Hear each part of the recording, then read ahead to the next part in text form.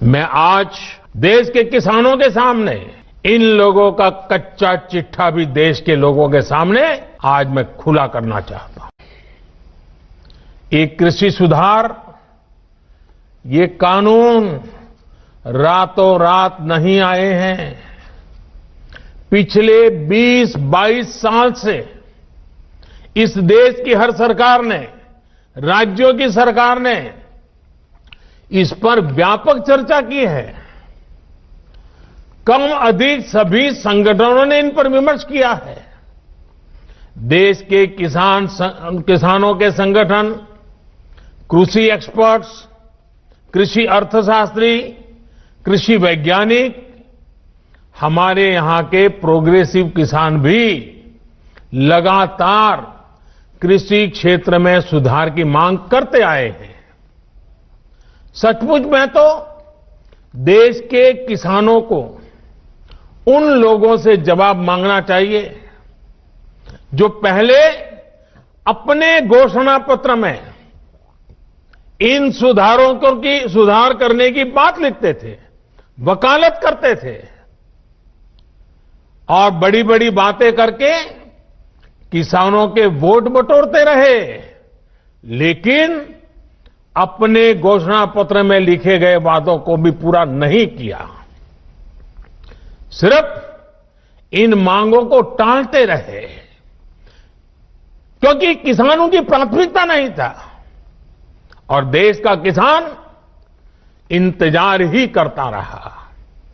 अगर आज देश के सभी राजनीतिक दलों के पुराने घोषणा पत्र देखे जाएं तो उनके पुराने बयान सुने जाएं, पहले जो देश की कृषि व्यवस्था संभाल रहे थे ऐसे महानुभावों की चिट्ठियां देखी जाए तो आज जो कृषि सुधार हुए हैं वो उनसे अलग नहीं है। होता क्या है? होता ये है कि किसान की पैदावार सस्ते से सस्ते दामों खरीदी जाती है और शहर में महंगे से महंगे दामों बेची जाती है। क्या मैं पूछना चाहती हूँ, क्या किसानों का हक नहीं बनता है कि उनके पैदावार की सही कीमत उन्हें मिले? क्या शहर में आम इंसान का ये हक नहीं बनता है कि रोजमर्रा की जरूरत की चीजें उन्हें भी सही दाम पर मिले? ये तब संभव होगा, ये तभी संभव है जब किसान बिना किसी बिचौलिए के अपनी पैदावार सीधे शहर तक पहुंच सके। मगर ये अच्छा है, किसान के लिए अच्छा है। आज किसान को एक विकल्प देने की जरूरत है, जितना विकल्प दे सके उतना अच्छा है, खराब नहीं है किसान के लिए। आज किसान जब सीजन आता है तो अपना आलू 2 रुपए 1 रुपए किलो में बेचता है, उसके 3 महीने बाद अपना ही आलू भी 30 रुपए और 40 रुपए में खरीदने का मजबूर होता है। ऐसे टमाटर की बात है। अपनी ट्रॉली का डाल खोल के किसान सड़कों के ऊपर अपना आलू गिरने को मजबूर होता है, जो फोटो दिखा रहे थे पंजाब के जो सांसद हैं। ऐसे जो किसानों को जितना विकल्प दें वो उनके लिए बुरा नहीं हो सकता, विकल्प देने की आवश्यकता है। अगर और कोई ये बाध्य नहीं है कि भाई इन्हीं को देना पड़ेगा। अगर मल्टी ब्रांड रिटेल का कोई एफडीआई के अंदर जो स्टोर है वो किसान को ज्यादा भाव देगा, किसान उसको देगा। कि देश का किसान बेवकूफ नहीं है, देश के किसान को मूर्ख ना समझिए। जो किसान को ज्यादा भाव देगा, किसान अपना फसल उसको देगा, किसी और को नहीं देगा। अगर आड़तिया देगा तो आड़ती को देखो, जिनको आपने किसान बोता है और बेचना जाता है तो उसके पास कोई मार्केट नहीं है, उसको मालूम नहीं किस मार्केट में जाना है। अगर मंडी जाता है तो 35 से 40% सामान खराब हो जाता है। और इस बीच में 8 लोग कमीशन एजेंट होते हैं, बीच में 8 कमीशन एजेंट बिचौलिए। और ये स्टडीज की गई हैं और मेरे पास आंकड़े हैं कि बेचारे किसान को 15 से 17%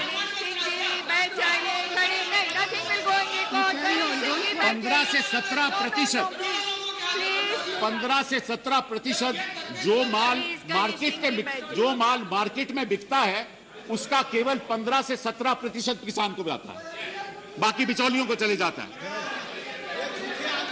तो आप विपक्ष के नेता और विपक्ष दलों को यह तय करना है कि वो किसान के साथ हैं या बिचौलिए के साथ हैं। ये आप तय कर लीजिए। फेडरल स्ट्रक्चर है, लेकिन अगर आप चाहो कि उन प्रदेशों में जहां के मुख्यमंत्री चाहते हैं कि हम लागू करना चाहते हैं, वहां कैसे आप विरोध कर सकते हो? ये एक नया नियम पैदा हुआ है, एक नया डेफिनेशन ऑफ फेडरल स्ट्रक्चर है कि एक प्रदेश दूसरे प्रदेश को कहेगा मैं तो यहां लागू नहीं करूंगा, लेकिन तुम्हें भी लागू नहीं करने दूंगा। पिछले चुनाव के पहले किसानों को जितने वादे किए थे, उन सारे वादों से भारतीय जनता पार्टी मुकर गई। सबसे बड़ा वादा इनका था कि स्वामीनाथन रिपोर्ट लागू करेंगे। मुझे बेहद खुशी है, आज यहां सारी पार्टियां बैठी हैं, सारी पार्टियां कह रही हैं स्वामीनाथन आयोग लागू होना चाहिए।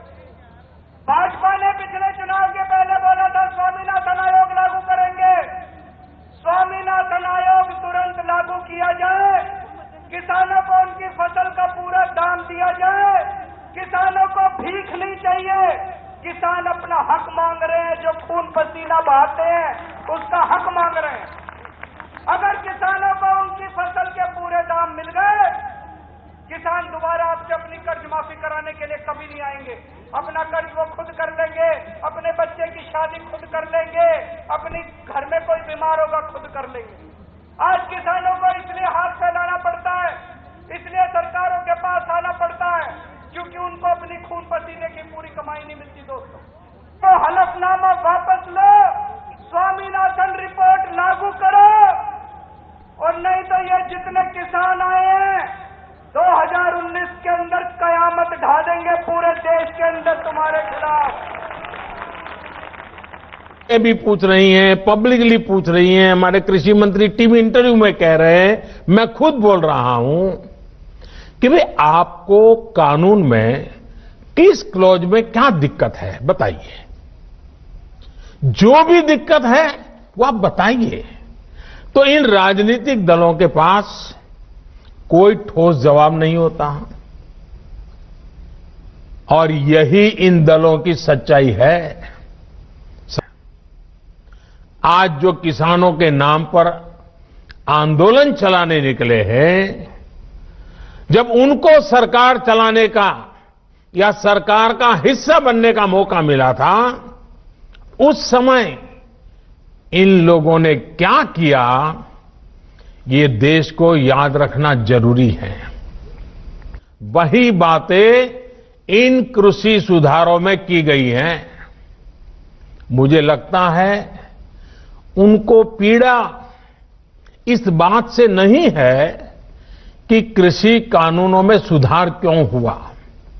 उनको तकलीफ इस बात में है कि जो काम हम कहते थे लेकिन कर नहीं पाते थे, वो मोदी ने कैसे किया, मोदी ने क्यों किया, मोदी को इसका क्रेडिट कैसे मिल जाए। मैं सभी राजनीतिक दलों को हाथ जोड़ के कहना चाहता हूं, आप सारा क्रेडिट अपने पास रख लीजिए। आपके सारे पुराने घोषणा पत्रों को ही मैं क्रेडिट देता हूं, मुझे क्रेडिट नहीं चाहिए। मुझे किसान के जीवन में आसानी चाहिए, समृद्धि चाहिए, किसानी में आधुनिकता चाहिए। आप कृपा करके देश के किसानों को बरगलाना छोड़ दीजिए, उन्हें भ्रमित करना छोड़ दीजिए। आज झूठे आंसू बहाने वाले लोग कितने निर्दयी हैं, इसका बहुत बड़ा सबूत है स्वामीनाथन कमेटी की रिपोर्ट। किसान से झूठे वायदे करने वाले सत्ता में आते रहो, झूठे वादे करते रहो, मलाई खाते रहो, यही इन लोगों का काम रहा है। मैं अब आपसे कृषि सुधारों के बाद बोले जा रहे सबसे बड़े झूठ के बारे में बात करूंगा।